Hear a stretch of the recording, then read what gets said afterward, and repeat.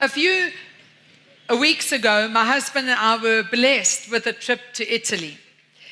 And yes, we thank the Lord, a few couples, 2 couples paid for us to go to Italy. And it was a trip of a lifetime. It was really out of our comfort zone and out of our routine, and we were so grateful to the Lord. So I had to prepare my messages way in advance. So I prepared this message about 2 months ago, and last night, Tim Story, he preached some of my message. So I said to my husband last night, okay, he's preaching my message.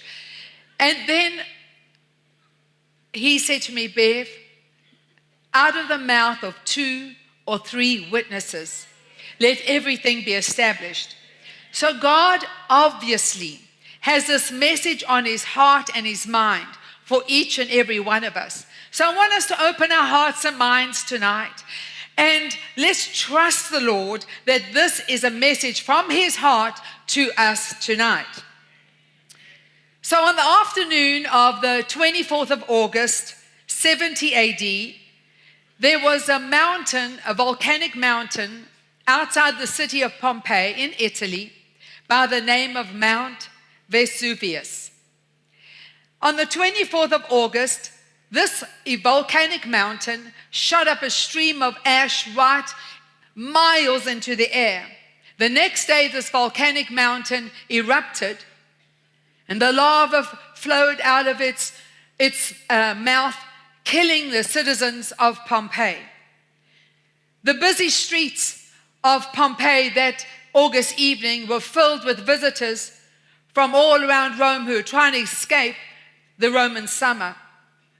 Now, if you go to the city of Pompei, you see they have many restaurants on the outside, and they like to eat outside, and they love to have shows, amphitheater, they have live theaters.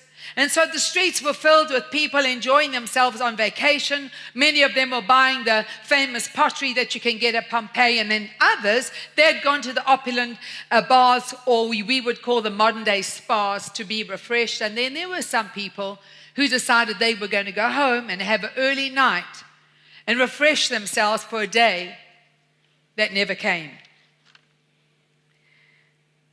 There was no eyewitnesses of the account, but it is recorded that it was a 750-degree Fahrenheit cloud of hot gases that swept down the mountain and enveloped the town, and killing all the residents and holiday visitors almost instantly from thermal shock.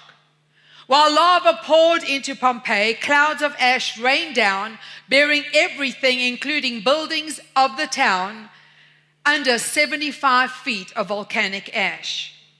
Such was the devastation that the Roman government decided they were going to leave the town and all the victims buried under the lava of Mount Vesuvius. Centuries later, historians and archaeologists have excavated Pompeii, and they found bodies that were huddled together, huddled in buildings, huddled in their beds, in streets, dogs that were chained to posts, babies in beds, a blissful population that was overwhelmed in an instant. Their lives ended in an instant. They were forever halted from moving forward into the next day of their lives. But this was not a choice, family, that they had made, to be locked into their past. But so many of us amazingly do just that. We cannot look beyond a decision, an event, or a situation, a place, or a catastrophe that keeps us in the past, that hinders every day of our future.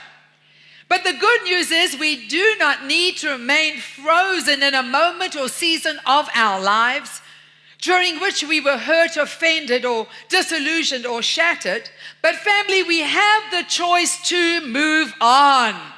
The citizens of Pompei did not have the choice to move on. They were frozen in time. But praise God, family, we have the choice not to be frozen in our past. We have the choice to move on into God, into a great future that God has for us.